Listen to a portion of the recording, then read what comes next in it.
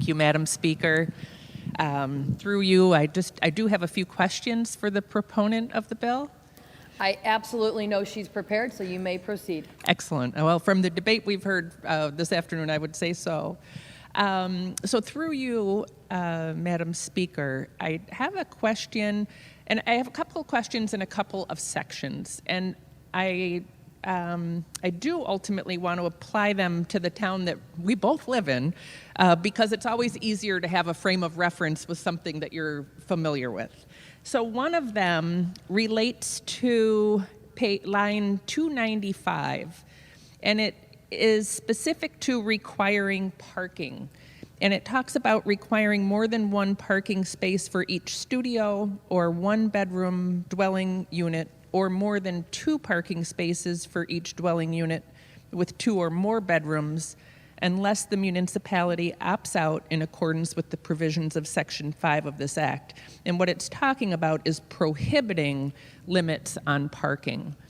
So would this mean then within, say, the community of Fairfield, that if there was the town currently choosing to desire to have greater requirements, since in most one-bedroom apartments, there's frequently two people there, and they generally have two cars to drive to their job, that the town would not be able to require less than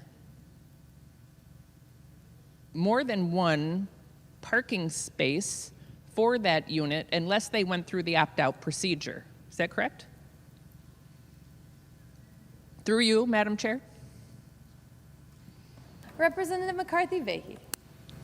Thank you very much, Madam Speaker, and thank you to the good representative and for those questions. As a fellow Irish woman, she'll understand why I knocked on wood when the speaker said she was sure I was prepared. So I thank you for the question. Indeed, any community can choose to opt out of these provisions. So the requirements would remain in effect if a community did not choose to go through the opt-out process. One of the things that often occurs with parking and developments is the market really is the determining factor. In our own community, there are certain zones where those parking requirements are more limited depending on the zones. And that's why, that opt-out factor exists, because there are different zones in different communities, so they can choose to go through that. Through you, Madam Speaker.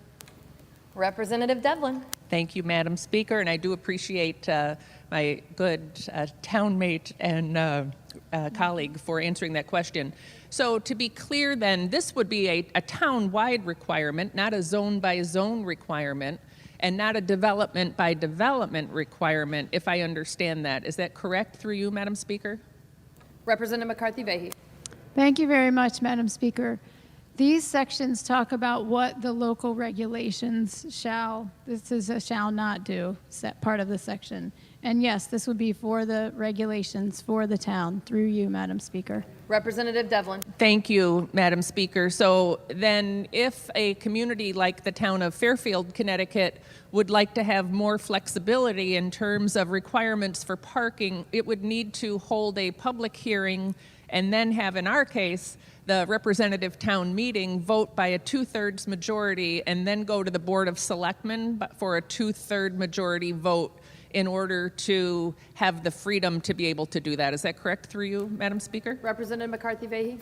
Thank you very much, Madam Speaker, and I appreciate the clarification, because the process would be first, if Fairfield decided to opt out, our good and our very intelligent, I might add, and incredibly dedicated and thoughtful commissioners in the town of Fairfield who would hold a local zoning hearing, and there would need to be a 2/3 vote of that body, and then simply a 2/3 vote of the RTM, in our case, the legislative body. Because we have a legislative body in our community, that vote would just happen there, and that would be the end of it. In communities where there is a town meeting, instead, the Board of Selectmen would be the body that would have that second vote. Through you, Madam Speaker. Representative Devlin. Great. Thank you, Madam Speaker. I appreciate that clarification. What I'd like to move to is Section 6, and specifically related to the accessory dwelling units. So through you, Madam Chairman, the community of Fairfield, which has been very progressive and has been an early adapter, in fact, so early that most of our affordable housing doesn't count towards the state standards, but we have also just passed new regulations regarding accessory dwelling units. And trying to compare what exists in this particular legislation that we're discussing versus what was recently enacted and applauded across our town, I just want to understand a couple of things. So if a community, through you, Madam Speaker, required that an owner of the primary dwelling was present or lived there, right? Would that be a violation of what is specified within this legislation for accessory dwelling units? Through you, Madam Speaker. Representative McCarthy Vahey. Thank you very much, Madam Speaker. And I thank the good representative for the question. The bill would not allow that requirement, as is the case currently in Fairfield and in many other communities throughout the state. In the case that the community would prefer to go in that direction, they would be able to go through the opt-out process. I will note that there was language in an earlier version of the bills that we discussed that did include that, and there were two reasons that it was removed. One was difficulty on the part of communities to actually be able to track and verify how it was family members, and second was there were some questions raised by different folks about the potential legality. So we did remove that language from the statute, and that is correct, that if a municipality chose to continue with that regulation and that's what they wanted to do, they would then need to go through that opt-out process. Through you, Madam Speaker. Representative Devlin. Thank you, Madam Chair. So in that case, the town of Fairfield would have to go through an opt-out process, and then I would trust, following that issues like having a cap on occupancy to not more than 2 persons, or maintaining the appearance of a single-family dwelling, and potentially, although maybe not, there are some areas of our community that are AAA zone 2-acre minimum, and it would require that 2-acre minimum stays in place. But any of these issues that were not part of the legislation that we are speaking to then would require the community to go through an opt-out process required by the state to be able to maintain the recent decisions that the community just made that they felt was best for them. Through you, Madam Speaker. Representative McCarthy Vahey. Thank you very much, Madam Speaker. Madam Speaker, there are a few pieces or at least one piece in terms of the number of occupants that the bill itself does not necessarily contemplate. And I am aware of the accessory dwelling unit regulations locally are actually more expansive in some areas than what this legislation contemplates, and more restrictive in others. And in the places where they are more expansive, there is no conflict in the places where it's more restrictive. And this would be true in any community throughout the state. Through you, Madam Speaker. Representative Devlin. Thank you, Madam Speaker. All right, I do appreciate that clarification. I don't have additional questions on the bill, but I did want to get that through my colleagues, particularly my good ranking member has done a phenomenal job of going through point by point and answering most questions, and I am grateful for that. And I do appreciate the good chairwoman for answering all of these questions and being thorough in those responses as well. So I just have a few comments through you, Madam Speaker. Please proceed, Madam. Thank you. I do appreciate and I want to applaud the committee leadership for making significant changes to this legislation, because earlier in this session, what was barreling down the tracks was such an egregious overreach of state control to eliminate home rule in our state that was absolutely incredible.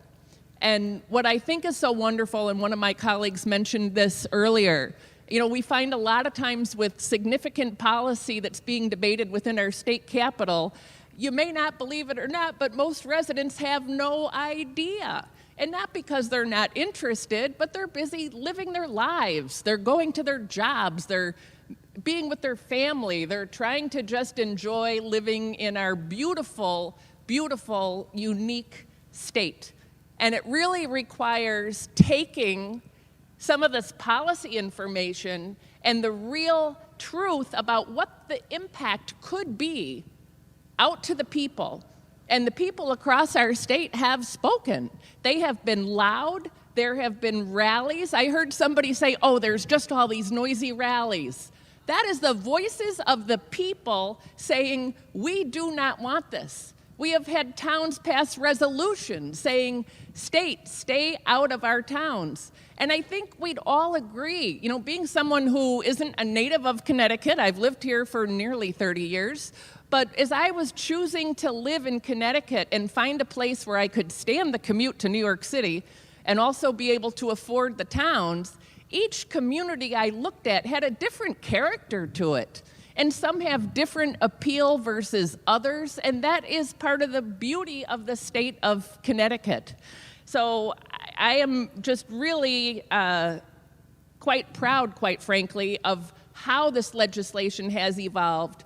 But I want to make clear, while this might be a watered-down version, this is a huge boot in the door for state control over our towns that would eliminate that uniqueness that makes Connecticut so special. So I too want to thank the people of Connecticut who have stood up and said no.